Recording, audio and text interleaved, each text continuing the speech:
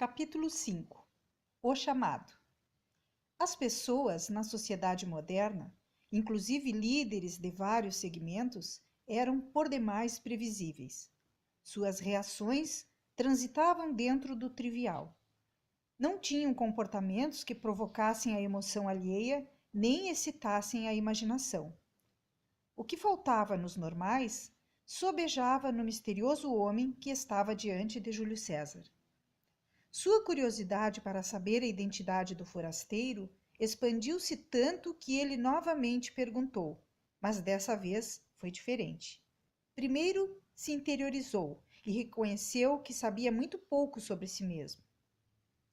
Eu não sei quem sou, preciso me achar, mas por favor insisto, quem é você? O homem abriu um sorriso a meio mastro. Júlio César começava a falar a sua linguagem. Sob forte inspiração, ele se revelou. Em pé, observando o horizonte onde o sol se punha, abriu um pouco as pernas, levantou os braços e comentou com segurança: Sou um vendedor de sonhos.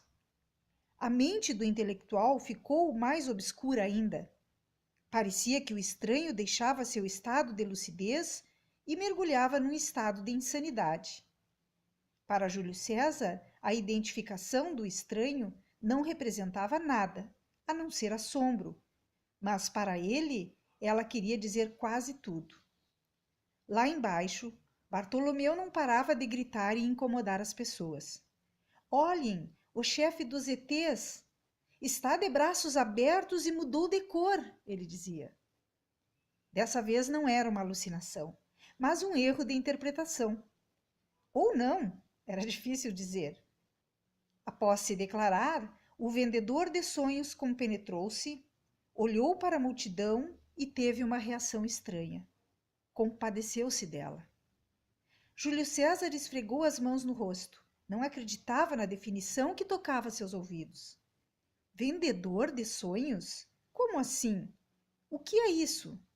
Perguntou completamente perdido em sua racionalidade.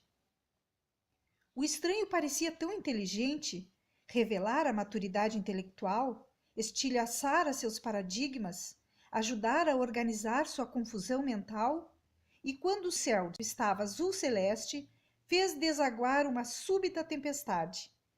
Jamais Júlio César ouvira alguém se auto-intitular desse modo.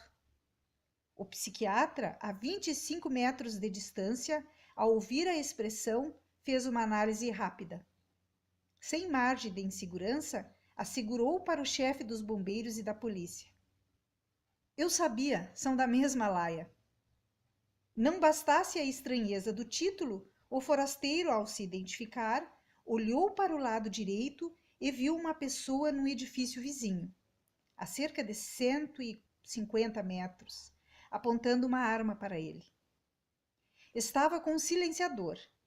Numa reação magistral, empurrou Júlio César para o chão e ambos caíram. Júlio César não entendeu o que acontecera, apenas ficou atônito. Para não assustá-lo ainda mais, o vendedor de sonhos disse: Se essa queda o perturbou, imagine o que aconteceria quando você tocasse o solo desse edifício. A multidão pensou que o homem havia contido o suicida. Todos estavam sem entender os fatos. Ambos se levantaram. O vendedor de sonhos olhou para o horizonte e viu que o atirador havia saído de cena. Será que ele estava tendo alucinações? Quem desejaria a morte de alguém tão simples? Em seguida, ambos apareceram de pé, livres no parapeito do edifício. Júlio César olhou para o estranho e este reafirmou, sem margem de insegurança: Sim, sou vendedor de sonhos. Confuso, Júlio César, por alguns momentos, pensou que o homem que estava diante de si fosse um vendedor ambulante, ou um vendedor de ações da bolsa. Mas, com aquelas ideias, parecia impossível. Curioso, questionou-o: Como assim? Que produtos você vende? Eu procuro vender coragem para os inseguros, ousadia para os fóbicos, alegria para os que perderam o encanto pela vida, sensatez para os incautos. Críticas para os pensadores. Júlio César, num rompante de orgulho, lembrando-se do tempo em que se sentia um deus por ter vasta cultura acadêmica, disse consigo: não é possível. Estou tendo um pesadelo. Acho que já morri e não percebi. Num momento eu queria tirar minha vida porque estava preso no novelo dos meus conflitos. No outro, estou mais perturbado ainda porque estou diante de alguém que me resgatou e diz que vende o que é invendável. Vende o que todos procuram, mas não existe nos mercados. E, para sua surpresa, o estranho completou: e para os que pensam em pôr um ponto final na sua vida, procuro vender uma vírgula. Apenas uma vírgula. Uma vírgula? Perguntou confuso o sociólogo. Sim, uma vírgula. Uma pequena vírgula para que eles continuem a escrever sua história. Júlio César começou a transpirar. De repente, sob um estado de iluminação interior, caiu em si.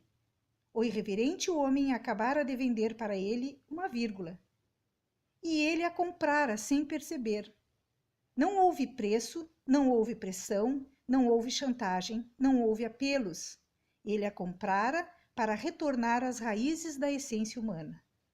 O intelectual tornara-se aluno do maltrapilho. Fora irrigado por uma suave solidariedade. Colocou as mãos na cabeça para ver se tudo o que se passava com ele era real. O ilustre professor de sociologia começou a ter insights e olhou para baixo. Viu a multidão esperando sua reação. No fundo, aquelas pessoas estavam tão perdidas quanto ele. Eram livres para ir e vir, mas se sentiam pesadas, controladas, sem suavidade. Faltava-lhes liberdade para arejar a própria personalidade. O professor parecia penetrar nas entranhas de um filme cujas cenas eram surreais e, ao mesmo tempo, concretas. Esse sujeito é real ou tudo o que estou vendo é uma armadilha da minha mente? Indagou para si mesmo, sob uma aura de fascínio e insegurança. Nunca ninguém o encantara como o incompreensível peregrino. Em seguida, o misterioso homem fez um convite que o abalou ao máximo. Venha e siga-me. Eu o farei um vendedor de sonhos. O chamamento provocou um burburinho em milhões de neurônios do intelectual. Ele não conseguiu reagir. Sua voz se embargou. Estava fisicamente paralisado, mas pensativo. Que proposta é essa? Como posso seguir um homem que conheci há cerca de 1 hora? Pensou transtornado. Mas, ao mesmo tempo, sentiu uma atração irresistível pelo enigmático chamamento. Estava cansado dos debates acadêmicos. Ele era um dos mais eloquentes intelectuais entre seus pares, mas muitos dos colegas, inclusive ele mesmo, viviam no lado do ciúme e das vaidades intermináveis.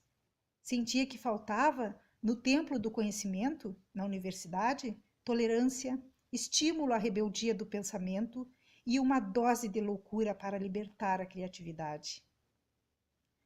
Alguns templos do conhecimento tinham se tornado tão rígidos como as mais rígidas religiões.